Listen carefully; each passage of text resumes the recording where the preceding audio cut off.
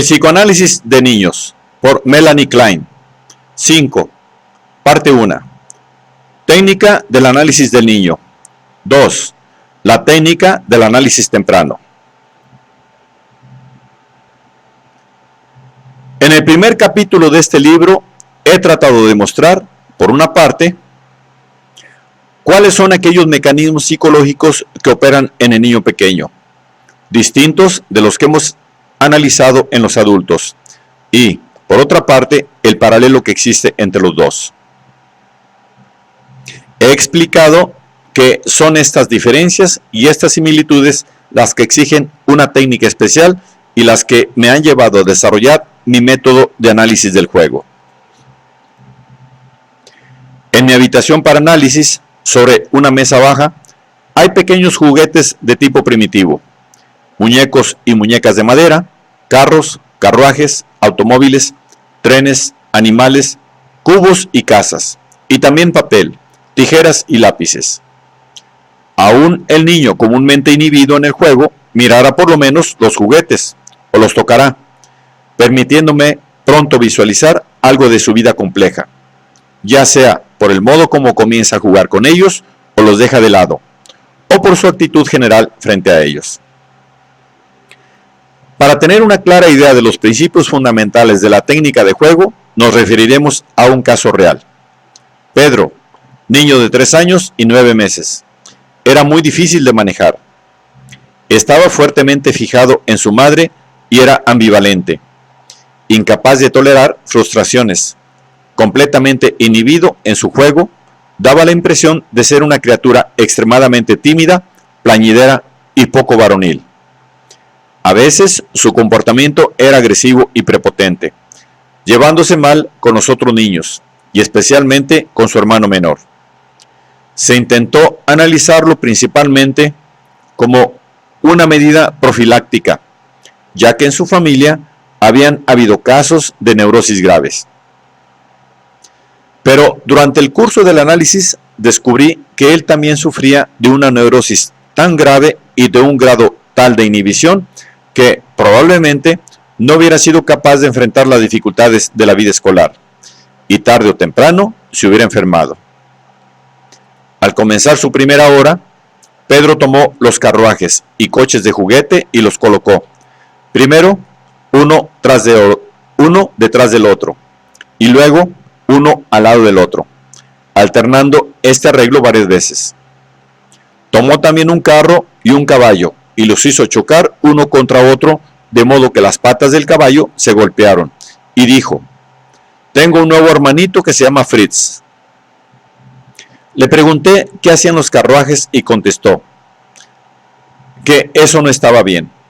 Cesó de golpearlos, aunque comenzó nuevamente al poco tiempo. Golpeó luego 2 caballos del mismo modo, y yo dije: «Mira, los caballos son 2 personas chocando».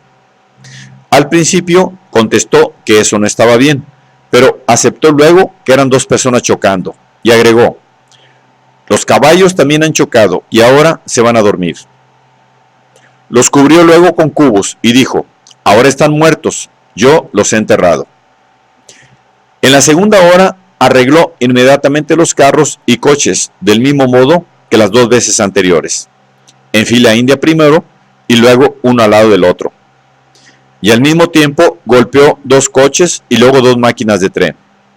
Colocó luego 2 hamacas, una al lado de la otra, y mostrando la parte interna que cuelga y se balancea, me dijo: «Mira cómo cuelga y se mueve». Procedí a interpretar y, señalando las hamacas móviles, las máquinas, los coches y los caballos, le expliqué que en cada caso eran 2 personas, su papito y su mamita, chocando sus tingumis, el nombre que daba a los genitales. Protestó diciendo que eso no era lindo, pero continuó golpeando los carros y dijo: «Así es como ellos se golpeaban sus tingumis». Inmediatamente después habló nuevamente de su hermanito. Como hemos visto, también en su primera hora, el golpe de los carros había seguido por la advertencia de que tenía un nuevo hermanito. Continuó Continué luego con mi interpretación y le dije: ¿tú crees que tu papá y tu mamá se golpearon los tingumis y eso hizo nacer a tu nuevo hermanito Fritz?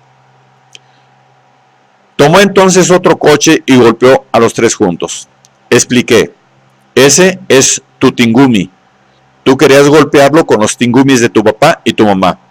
A lo que él agregó un cuarto coche y dijo: este es Fritz. Tomó luego dos de los coches más pequeños y los enganchó a una máquina. Señaló un carro y un caballo y dijo: este es Papito. Y luego otro, diciendo: esta es Mamita. Una vez más señaló el primer coche y caballo, diciendo: ese soy yo.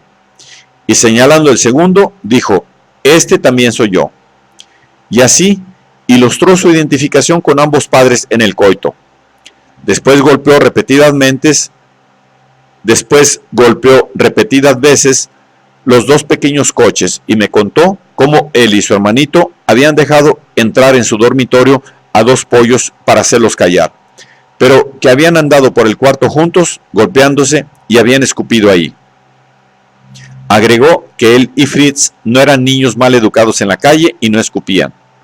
Cuando le dije que los pollos eran los tingumis de él y de Fritz, chocando uno contra el otro y escupiendo, masturbándose, él estuvo de acuerdo, después de vencer una pequeña resistencia. Solo podré referirme brevemente aquí al modo en que las fantasías del niño, a medida que se presentaban en su juego, se tornaban más y más libres bajo la influencia de mi continua interpretación. Como los límites de su juego se ampliaban gradualmente y como ciertos detalles se repetían una y otra vez hasta ser aclarados por la interpretación, dando lugar luego a nuevos detalles. De la misma manera que la asociación de los elementos del sueño conducen a descubrir el contenido latente del mismo, los elementos del juego del niño, que corresponden a sus asociaciones, ofrecen una visión de su significado latente. El análisis del juego, no menos que el análisis del adulto, al tratar sistemáticamente la situación presente como una situación de transferencia y al establecer sus conexiones con la situación originariamente experimentada o fantaseada, les da la posibilidad de liberar y elaborar la situación originaria en la fantasía. Al proceder así, y al poner en descubierto sus experiencias infantiles y las causas originarias de su desarrollo sexual, resuelve fijaciones y corrige errores de desarrollo que habían alterado toda su línea evolutiva. El siguiente resumen que daré del caso de Pedro es para demostrar que las interpretaciones hechas en las primeras horas fueron corroboradas por el análisis ulterior. Un día, unas semanas más tarde, cuando uno de mis muñecos se cayó por casualidad, Pedro se enfureció. Inmediatamente preguntó cómo estaba hecho un motor de juguete y por qué se podía reparar. Me mostró luego un ciervo de juguete caído y dijo que quería orinar. En el baño me dijo: estoy haciendo número 1. Yo tengo un tingumi. Nuevamente, en el cuarto de análisis, tomó un muñeco al que llamó Chico. Este estaba sentado en una casita a la que Pedro llamó baño, y colocó al muñeco de tal modo que el perro, puesto a su lado, no lo podía ver ni morder. Pero colocó una muñeca que sí podía verlo, y dijo: solo su papito no puede verlo. Así se hizo claro que el perro, que en general era un objeto de temor para él, está identificado con su padre, y el niño que defecaba era el mismo. Luego continuó jugando con el automóvil cuya construcción ya había admirado y lo hizo correr. De pronto dijo con enojo: ¿cuándo va a parar? Luego dijo que algunos de los muñecos que había usado no debían viajar en él. Los hizo caer de un golpe y los volvió a parar de espaldas al auto. Después puso una vez más toda una hilera de coches y carruajes, esta vez uno al lado del otro. Entonces súbitamente expresó el deseo de defecar, pero se contentó con preguntar al muñeco que estaba sentado, el niño que defecaba, si había terminado. Nuevamente se volvió al automóvil y comenzó a alternar sin cesar entre la admiración y la rabia por su movimiento continuo, queriendo defecar y preguntando al muñeco si había terminado. En la hora analítica descripta, Pedro había simbolizado las siguientes cosas: el muñeco, ciervo, etc., que continuamente caían, eran su propio pene y la inferioridad del mismo al compararlo con el miembro erecto de su padre. El ir a orinar inmediatamente después fue para demostrarse lo contrario a sí mismo y a mí. El auto que no cesaba de moverse y que despertaba en él admiración y rabia era el pene de su padre, que realizaba continuamente coitos. Después de sentir admiración por ello, se puso colérico y quiso defecar. Esto era reproducción de su defecar en el momento en que fue testigo de la escena primaria. Él había hecho esto para molestar a sus padres mientras copulaban, y en su imaginación los dañaba con sus excrementos. Además, el bastón fecal significaba para el niño un sustituto de su propio pene. Debemos tratar de lograr una idea general del significado de las primeras horas de análisis de Pedro a la luz de las interpretaciones posteriores. El poner los autos en hilera, uno detrás de otro, en su primera hora, se refería al poderoso pene de su padre, y al ponerlos uno al otro, uno al lado del otro, simbolizaba la frecuente repetición del coito, es decir, la potencia del padre, lo que repite más tarde por medio del auto en movimiento continuo. La rabia que sintió al contemplar el coito de su padre se expresó ya en su primera hora, cuando quiso que los dos caballos que iban a dormir estuvieran muertos y enterrados, así como en el afecto que acompañó a este deseo. Estos cuadros de la escena primaria con los que comenzó su análisis se referían a experiencias verdaderas reprimidas en su infancia, lo que fue probado por el relato de sus padres. De acuerdo con este, el niño había compartido el dormitorio de sus padres solo en una época, durante un veraneo, cuando tenía 18 meses. Durante este periodo se hizo difícil de manejar. Dormía mal y había comenzado a ensuciarse nuevamente, aunque sus hábitos de limpieza eran casi perfectos varios meses atrás. Parece ser que los barrotes de su cuna no impidieron que viese a sus padres durante la relación sexual, pero sí fueron un obstáculo, lo que se simbolizó con los muñecos que él volteó y luego colocó de espaldas a la hilera de vehículos. La caída de los muñecos también representó sus propios sentimientos de impotencia. Resultó que antes del veraneo él jugaba muy bien con sus muñecos, pero luego no podía hacer otra cosa que romperlos.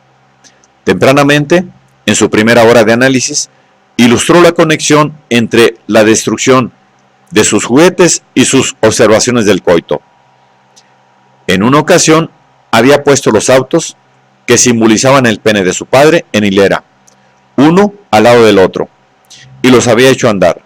Se enfureció y los tiró al suelo diciendo: «Nosotros siempre rompemos nuestros regalos de Navidad enseguida, no queremos ninguno». Destruir los juguetes significaba, para su inconsciente, destruir los genitales del padre. El placer de destruir y la inhibición del juego que trajo al análisis fueron superados y desaparecieron junto con otras dificultades durante el curso del mismo. Poniendo en descubierto poco a poco la escena primaria, pude ganar acceso a la fuerte actitud homosexual pasiva de Pedro. Después de haber descrito el coito de sus padres, tuvo fantasías de coito entre tres personas.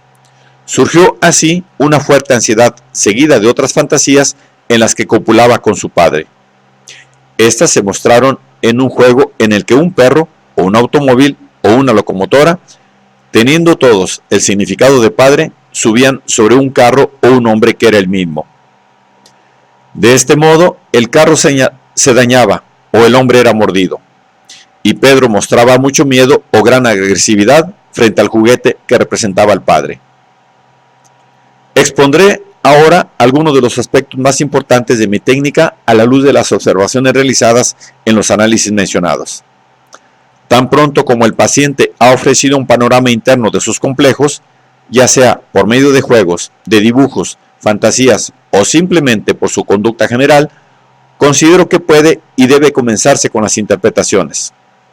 Esto no contradice la regla aceptada de que el analista debe esperar a que se establezca ya una transferencia antes de empezar a interpretarla, porque en los niños la transferencia es inmediata y en el analista tendrá a menudo elementos para ver su naturaleza positiva. Pero cuando el niño manifiesta timidez, ansiedad o solo una cierta desconfianza, esto ha de ser interpretado como transferencia negativa y hace aún más imperioso que la interpretación comience en cuanto sea posible. Porque la interpretación reduce la transferencia negativa del paciente, haciendo retroceder los afectos negativos involucrados hacia los objetos o situaciones originarias. Por ejemplo, cuando Rita, que era una niña muy ambivalente, sentía resistencia, necesitaba irse de la habitación enseguida. Entonces tuve que hacer una inmediata interpretación para resolver esta resistencia. Tan pronto como le expliqué la causa de su resistencia, siempre relacionándola con la situación y objeto originario, esta se resolvió y se tomó confiada y amistosa conmigo y continuó su juego, agregando a este ciertos detalles que me confirmaron lo justo de la interpretación que acababa de hacer. En otro caso, pude ver también con impresionante claridad la necesidad de dar una interpretación rápida. Fue en el caso de Trude, que se recordará, me fue traída durante una sola hora cuando tenía 3 años y 3 meses, cuyo tratamiento debió posponerse por circunstancias externas. Esa niña era muy neurótica y estaba fuertemente fijada en su madre. Entró en mi cuarto llena de ansiedad y mal dispuesta, y me vio obligada a analizarla en voz baja y con la puerta abierta. Pero pronto me dio una idea sobre la naturaleza de sus complejos. Insistía en que se retiraran las flores de un florero. Sacó un muñeco de un carro en el que ella lo había puesto y lo injurió y maltrató. Quiso que un hombre de sombrero alto que había visto en un libro de figuras que había traído fuera sacado de ahí. Dijo que los almohadones habían sido desordenados por un perro. Inmediatamente interpreté esta declaración diciendo que deseaba suprimir el pene de su padre porque dañaba a su madre. Durante el juego, la madre era representada por el vaso, el carro, el libro de figuras y los almohadones, y enseguida disminuyó su ansiedad. Estuvo más amistosa conmigo que cuando llegó y dijo en su casa que le gustaría volver a verme. Cuando 6 meses después pude reanudar el análisis de esta niña, vi que recordaba todos los acontecimientos de esta única hora de análisis y que mi interpretación había aumentado su transferencia positiva, o más bien disminuido su transferencia negativa. Otro principio fundamental de la técnica de juego es que la interpretación debe ser conducida a una profundidad suficiente como para alcanzar las capas mentales que deben ser activadas.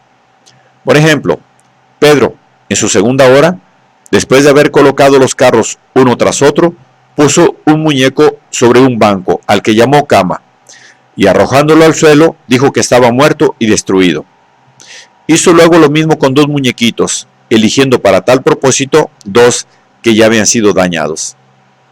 En esta época, de acuerdo con el material mencionado, interpreté que el primer muñeco era su padre, al que quería sacar de la cama de su madre y matarlo, y el segundo era el mismo, a quien su padre hubiera hecho lo mismo. Más tarde, habiendo dilucidado en todos sus detalles la escena primaria, Pedro volvió bajo diversas formas al tema de los 2 muñecos rotos, pero esto parecía determinado por la ansiedad que había sentido en conexión con la escena primaria con respecto a su madre castradora. En sus fantasías, ella había tomado el pene del padre dentro de sí y no lo había devuelto, convirtiéndose esto en objeto de ansiedad para el pequeño, porque en su imaginación, desde ese momento, la madre llevaba dentro de sí el aterrador pene del padre. Daré ahora otro ejemplo tomado del mismo caso. Mi interpretación del material en la segunda hora mostró que Pedro y su hermano se masturbaban mutuamente. 7 meses más tarde, teniendo Pedro 4 años y 4 meses, me contó un largo sueño, rico en material asociativo y que, sintetizado, relataré a continuación. Estaban 2 cerdos en su pocilga y también en su cama. Comían juntos en la pocilga.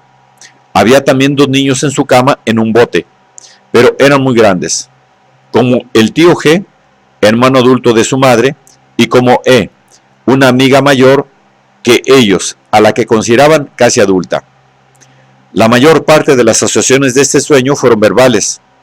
Demostraron que los cerdos eran él y su hermano, y el comer representaba su mutua felatio.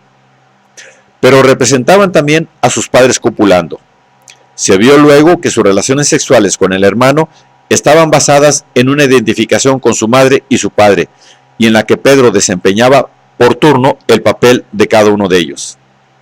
Después de haber interpretado este material, Pedro comenzó a la hora siguiente jugando con el lavatorio y las canillas.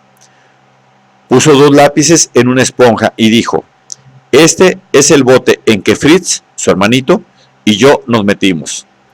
Después adoptó una voz profunda, la que a menudo empleaba cuando su superyo entraba en acción, y gritó a los 2 lápices: ustedes no deben ir juntos todo el tiempo y hacer cosas feas. Esta censura a su hermano y a sí mismo, por parte del superyo, estaba también dirigida a los padres, representados por el tío G y la amiga adulta E, y liberó en él afectos de la misma naturaleza de los que sintió hacia ellos cuando fue testigo de la escena primaria. Estos afectos se habían evidenciado ya en su segunda hora, cuando deseó que los caballos que habían chocado estuvieran muertos y enterrados. Sin embargo, después de 7 meses, el análisis de ese material todavía seguía progresando. Es evidente que la profundidad de mi primera interpretación no trabó de ningún modo el esclarecimiento de las conexiones entre esta experiencia y el total desarrollo sexual del niño, y, particularmente, en el modo de determinar sus relaciones con el hermano. No impidió tampoco la elaboración del material involucrado. Los ejemplos citados confirman mi creencia, basada en la observación empírica, de que no deben temerse las interpretaciones en profundidad aún en el comienzo de un análisis, ya que el material de las capas más profundas mentales saldrá nuevamente más tarde y será reelaborada.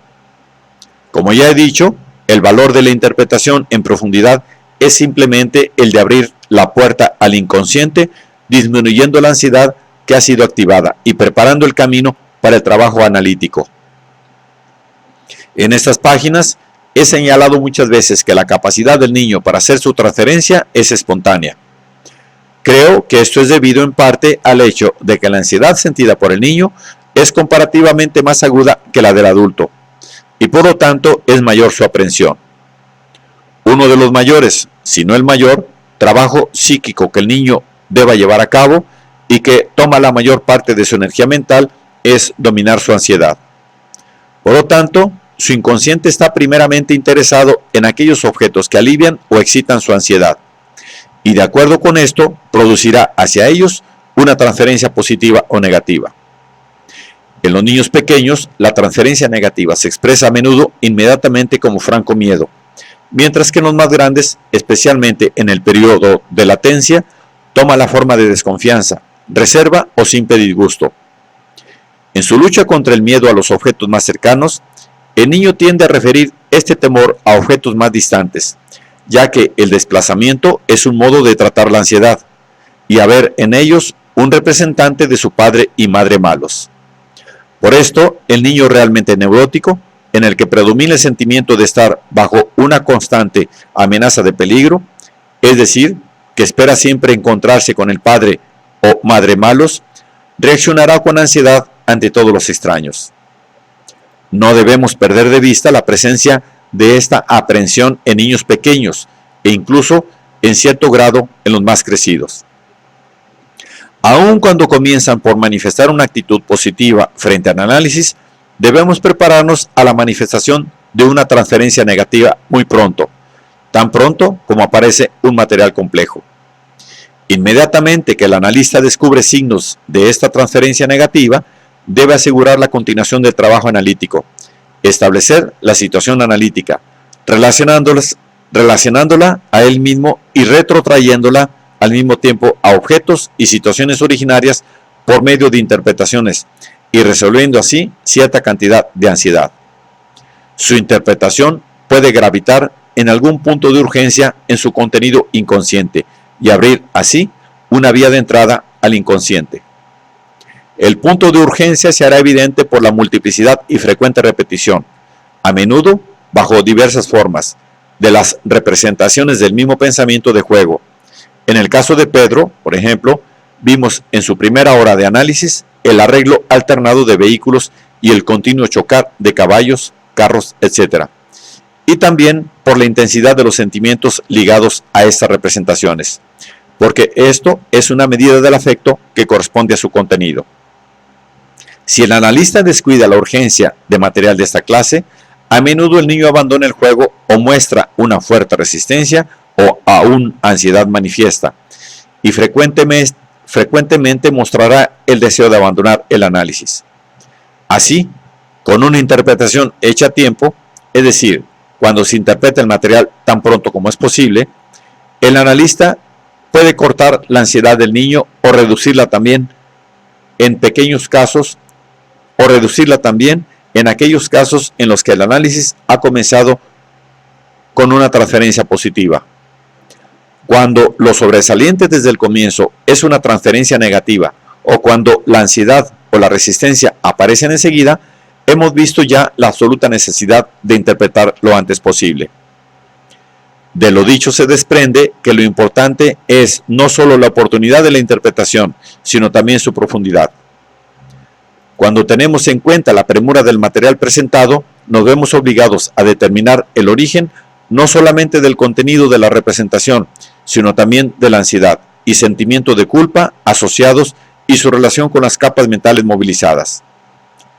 Si tomamos como ejemplo el análisis de adulto y nos ponemos en contacto primero con los estratos superficiales de la mente, que son los más cercanos al yo y a la realidad, fracasaremos en nuestro propósito de establecer la situación analítica y de reducir la ansiedad del niño. Durante mi experiencia, he comprobado esto repetidas veces. Igualmente, se comprueba en lo que se refiere a la mera traducción de símbolos, de interpretaciones que solo tratan de representaciones simbólicas del material y no se interesan por la ansiedad o sentimiento de culpa asociado. Una interpretación que no descienda a esas profundidades que han sido activadas por el material y la ansiedad concernientes, es decir, que no ataque el lugar donde la resistencia latente es más fuerte, intentando ante todo reducir la ansiedad donde es más violenta y más evidente, no tendrá ningún efecto sobre el niño, o solo servirá para hacer surgir resistencias mayores sin poder llegar a resolverlas nuevamente. Pero, como ya he tratado de explicar en mis conclusiones del análisis de Pedro, penetrando directamente en aquellos estratos profundos de la mente, de ninguna manera resolveremos completamente la ansiedad contenida ahí, ni coartaremos el trabajo, aún por realizarse, en los estratos superiores donde el yo del niño y su relación con la realidad deben ser analizados. Este establecimiento de la relación del niño con la realidad, así como el reforzamiento de su yo, se logran solo muy gradualmente y son el resultado, y no la condición previa, del trabajo analítico. Hasta aquí he expuesto e ilustrado mi técnica de los análisis tempranos de tipo común. Desearía ahora considerar algunas dificultades menos usuales con las que me he encontrado y que me han obligado a adoptar métodos técnicos especiales. En el caso de Trude, cuya ansiedad era muy grande al principio, destacamos el hecho de que en ciertos pacientes el único medio para disminuir la ansiedad y poner en marcha el análisis era una rápida interpretación. En el caso de Ruth, de 4 años y 3 meses, fue más instructivo en ese sentido. Era una de esas niñas cuya ambivalencia se manifestaba, por un lado, en una fuerte fijación en la madre y en algunas mujeres, y, por otra parte, en su fuerte antipatía por otras, generalmente desconocidas. Ya en sus primeros años, por ejemplo, no fue capaz de aceptar una nueva niñera, y le era difícil hacerse amiga de otras niñas. No solo sufría de una grave y no disfrazada ansiedad, que se manifestaba en forma de crisis de angustia y en otros síntomas neuróticos, sino que tenía una predisposición general a la timidez. Durante la primera hora se negó firmemente a permanecer sola conmigo. Decidí, pues, aceptar que su hermana mayor permaneciese con ella durante la sesión. Mi intención era obtener de ella una transferencia positiva, en la esperanza de que fuera posible luego trabajar a solas con ella. Pero todos mis esfuerzos, tales como jugar con ella o animarla a conversar, etc., fueron vanos. Cuando jugaba con sus juguetes, se dirigía solo a su hermana, aunque esta última trataba de hacerse lo menos visible, ignorándome por completo. Su propia hermana me manifestó que consideraba inútiles mis esfuerzos, pues no ganaría la confianza de la niña, aunque pasase con ella semanas enteras en vez de horas aisladas. Me vi, pues, forzada a buscar otros medios, que una vez más fortificaron y confirmaron mi creencia en la eficacia de la interpretación para reducir la ansiedad del paciente y su transferencia negativa. Un día en que Ruth estaba como de costumbre atenta exclusivamente a su hermana, dibujó un vaso con pequeñas bolitas adentro y con una especie de tapa. Le pregunté para qué servía la tapa, pero no me contestó. Cuando su hermana le hizo la pregunta, ella dijo: para evitar que las bolitas salgan rodando. Antes de esto, había revisado la cartera de su hermana y la había cerrado herméticamente para que nada pudiera caerse. Antes había hecho lo mismo con el monedero dentro de la cartera de su hermana, guardando cuidadosamente las monedas para que no pudieran caerse. Además, el material que ahora me traía había sido bastante claro ya en sus horas anteriores. Me arriesgué y dije a Ruth que las bolitas en el vaso, las monedas en el monedero y lo que tenía en la cartera, todo representaba niños dentro de su mamita, y que ella quería mantenerlos bien guardados para no tener más hermanos ni hermanas. El efecto de mi interpretación fue asombroso. Por primera vez Ruth me prestó atención y por primera vez comenzó a jugar de modo distinto, no forzado. No obstante, aún le fue imposible quedarse a solas conmigo, reaccionando ante esa situación con crisis de ansiedad. Como veía que el análisis disminuía poco a poco, la transferencia negativa en favor de una positiva, decidí dejar a la hermana en mi cuarto. 3 semanas después, esta última se enfermó repentinamente y me vi en la alternativa de suspender el análisis o de exponerme a las crisis de ansiedad. Con el consentimiento de los padres, decidí lo segundo. La niñera me entregó la niña en la puerta de mi cuarto y se fue, a pesar de sus lágrimas y chillidos. En esta penosísima situación, comencé una vez más por tratar de calmarla de un modo maternal, no analítico, como pudiera haberlo hecho cualquiera. Traté de consolarla y alegrarla y hacerla jugar conmigo, pero todo fue en vano.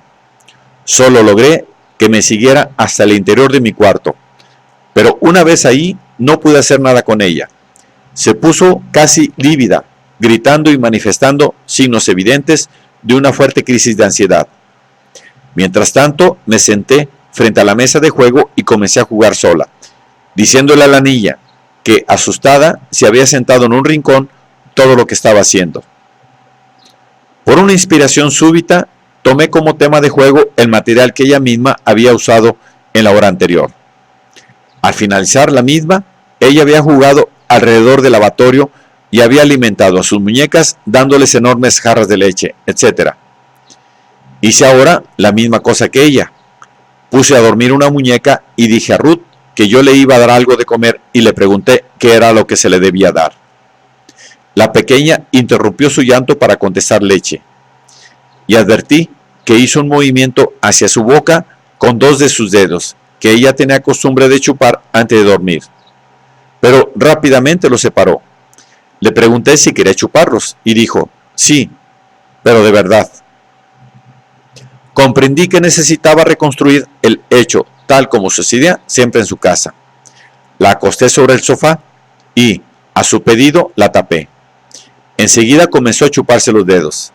Seguía pálida y con los ojos cerrados, pero visiblemente más tranquila y ya no lloraba. Mientras tanto, yo continué jugando con las muñecas repitiendo su juego de la hora anterior. Al poner una esponja mojado al lado de una de ellas, como lo había hecho ella, rompió otra vez en llanto y gritó, «¡No! ella no debe tener la esponja grande. Esa no es para los chicos, sino para los grandes. Debe observar que en las 2 sesiones anteriores había producido mucho material referente a su envidia, a la envidia a su madre. Entonces interpreté este material en conexión con su protesta contra la esponja grande, la cual representaba el pene del padre. Le mostré con todo detalle cómo ella envidiaba y odiaba a su madre porque había incorporado el pene de su padre durante el coito, y cómo quería robar ese pene y los niños que estaban dentro de su madre y matarla. Le expliqué que por esto era que tenía miedo y que quería haber matado a su madre y haber sido abandonado por ella. Cuidé siempre dirigir estas interpretaciones a la muñeca, haciendo como si jugase con ella y explicándole la razón por la cual estaba asustada y gritaba. Y luego las dirigí a la niña. Por este medio pude establecer completamente la situación analítica. Mientras hacía esto, Ruth se había tranquilizado. Abrió los ojos y me permitió acercar a su sofá la mesa de juego, y continué así la interpretación y el juego al lado de ella. Luego se incorporó y observó mi juego con creciente interés y comenzó a participar en él. Cuando terminó la hora y la niñera vino a buscarla, se asombró al verla animada y contenta y despedirse de mí de una manera cordial y hasta afectuosa. Al comienzo de la hora siguiente, cuando la niñera la dejó, si bien manifestó alguna ansiedad, no tuvo sus crisis habituales ni prorrumpió en llanto. Se refugió inmediatamente en el sofá y se echó en él como había hecho el día anterior, con los ojos cerrados y chupándose los dedos. Pude sentarme al lado de ella y continuar enseguida el juego del día anterior. La sucesión de hechos del día anterior fueron recapitulados, pero en forma más breve y mitigada. Después de unas cuantas sesiones de esta clase, las cosas habían progresado tanto que la pequeña solo manifestaba leves rostros de ansiedad al comenzar su hora. El análisis de los ataques de ansiedad de Ruth evidenció que eran una repetición de sus pavores nocturnos, que habían sido en ella muy intensos a los 2 años. En esta época, su madre estaba embarazada y la pequeña deseó robar los hijos del vientre de su madre, dañarla y matarla. Esto originó en ella fuertes sentimientos de culpa, cuya consecuencia fue su intensa fijación en la madre.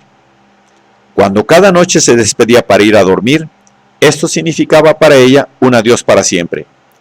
A consecuencia de sus deseos de robar y matar a su madre, temía que ésta la abandonase para siempre, no volver a verla viva, o que su buena y tierna madre que le decía buenas noches se transformase en una mala madre que la atacase por la noche. Estas eran también las causas por las que no quería quedarse sola. El ser dejada sola conmigo significaba ser abandonada por su buena madre, y transfirió sobre mí todo su terror a la madre castigadora. Al analizar esta situación y al aclarársela, logré disipar, como vimos, sus ataques de ansiedad, y pude comenzar mi trabajo analítico normal. La técnica empleada al analizar los ataques de ansiedad de Ruth resultó eficaz en otro caso. Durante el análisis de Trude, se enfermó su madre y debieron enviarla a un sanatorio. Esto hizo que se interrumpiese el análisis cuando el cuadro general del mismo lo ocupaban fantasías sádicas contra la madre.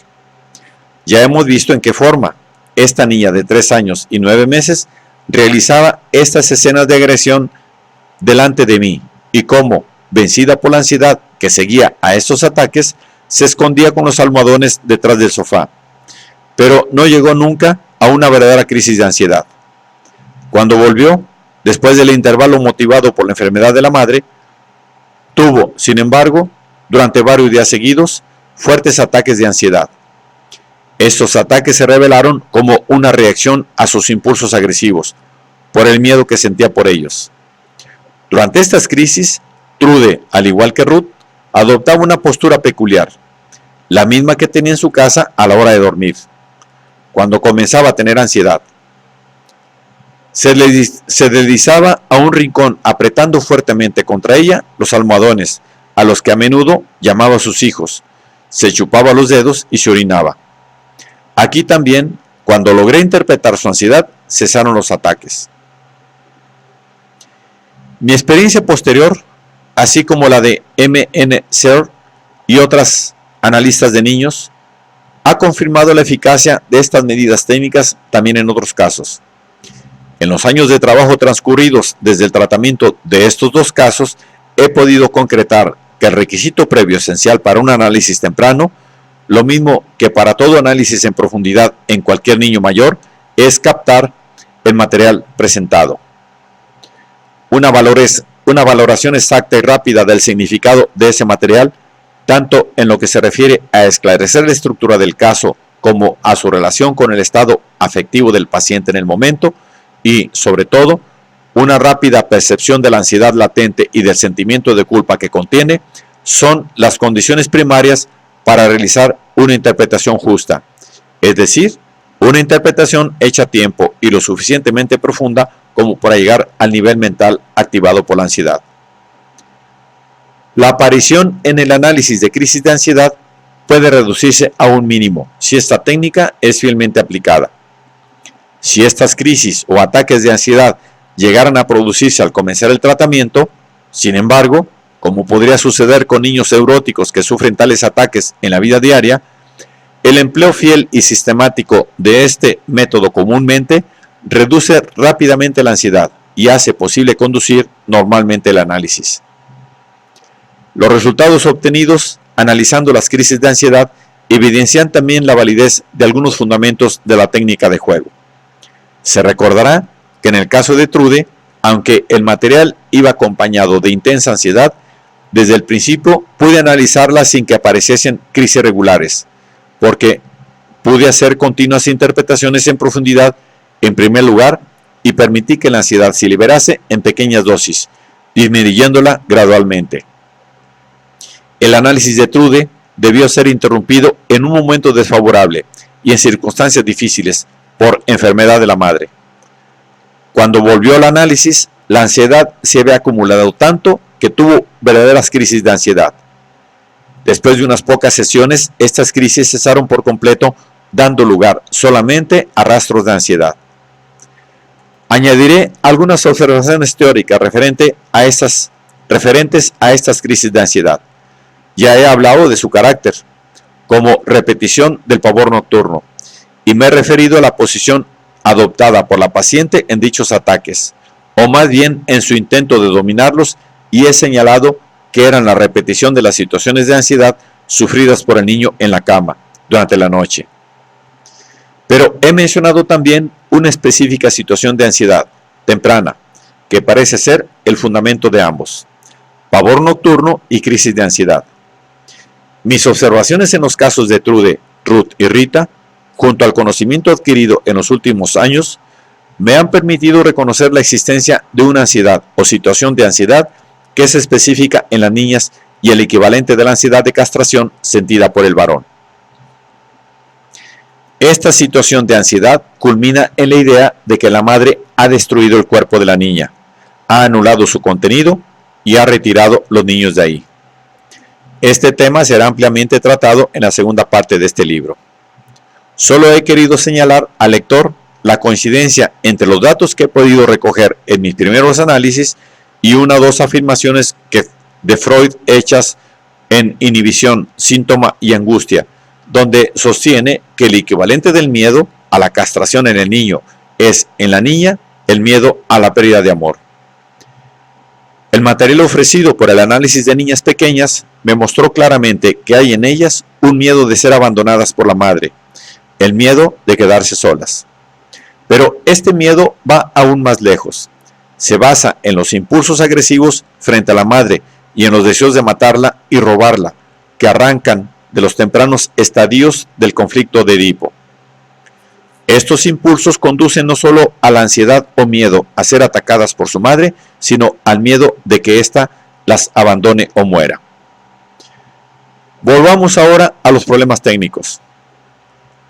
Es de gran importancia también la forma en que se hace la interpretación. Debe ser concreta, de acuerdo con el modo de hablar y pensar del niño. Pedro, por ejemplo, dijo señalando la hamaca: mira cómo se columpia y choca.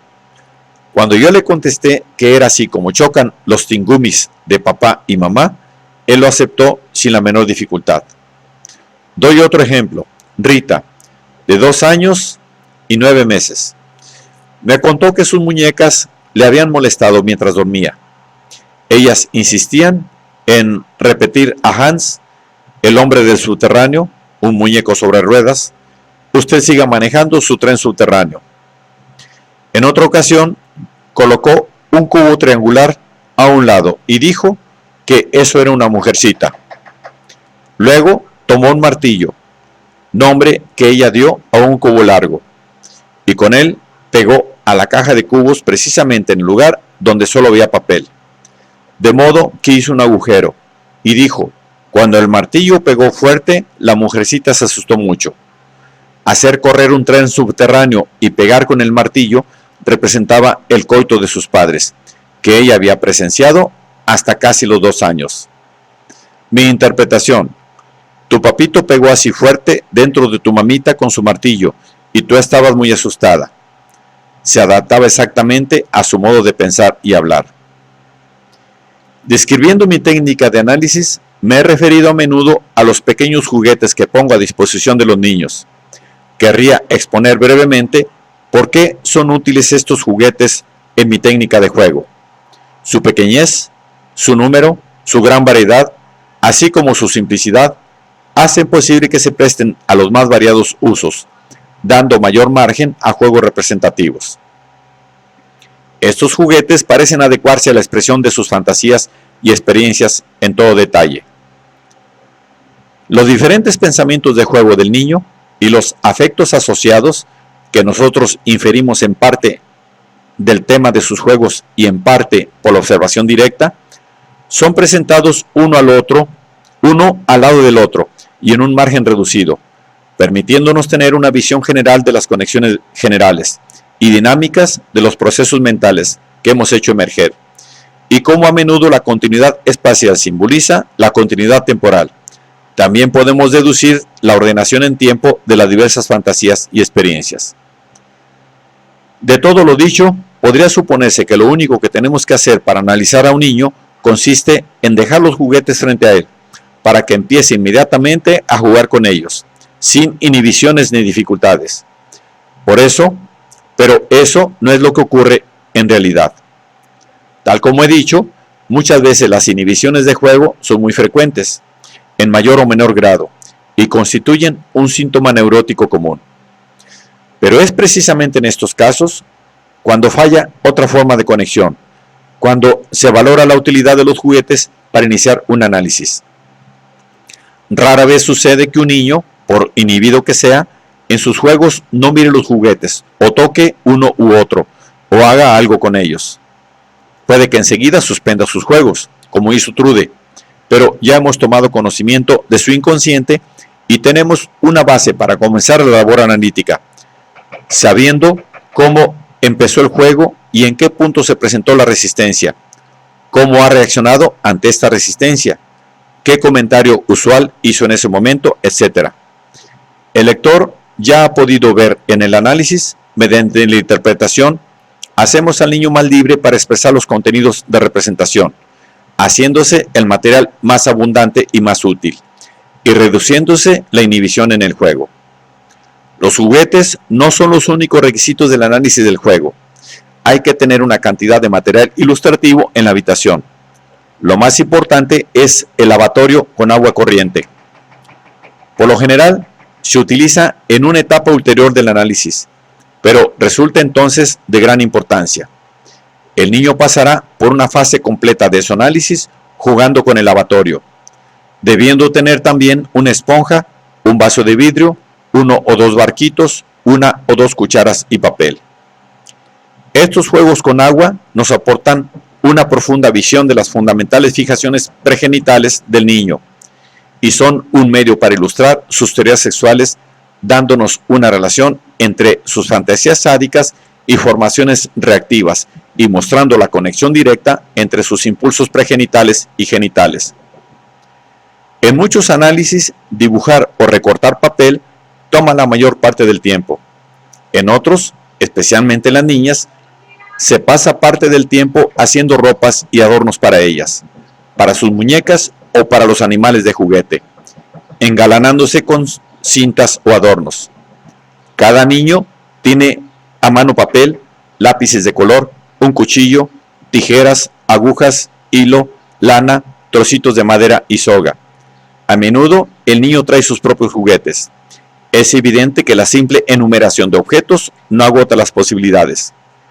Sabemos mucho de ellos según el uso que dan a cada uno de los objetos y por el sentido con que cambian un juego por otro. Todo lo que mueble el cuarto, sillas, almohadones, etc., debe estar a su disposición. En realidad, los muebles del cuarto de análisis de niños deben ser elegidos para este fin. La fantasía y juegos imaginativos que se desarrollan en un juego con juguetes es de gran importancia. En los juegos imaginativos, los niños representan en su propia persona lo que en una etapa anterior mostraban por medio de juguetes. En estos juegos, al analista se le asignan uno o varios papeles, y mi práctica me enseña que debe dejarse al niño que describa cada papel con el mayor detalle posible. Algunos niños muestran una especial preferencia por los juegos de imaginación, otros por un medio más indirecto de representación, mediante juguetes. Juegos típicos de imaginación son el de la madre y el hijo, el de estar en la escuela, hacer o amueblar una casa, con ayuda de sillas, almohadones, etc. Ir al extranjero, viajar en tren, ir al teatro, ver al doctor, estar en una oficina, tener un comercio, etc. El valor de esos juegos de imaginación, desde un punto de vista psicoanalítico, está en su modo directo de representación y como consecuencia en la riqueza de asociaciones verbales que ofrece. Porque, como ya he dicho en el capítulo 1, una de las condiciones necesarias para decidir que un análisis está terminado con éxito, aún en los niños de corta edad, es haber logrado que utilicen el lenguaje durante el análisis en toda la medida de sus posibilidades. Aunque ninguna descripción puede dar idea de la complejidad y riqueza de estas horas de análisis, espero haber dado una visión de la exactitud y seguridad de los resultados obtenidos por este medio.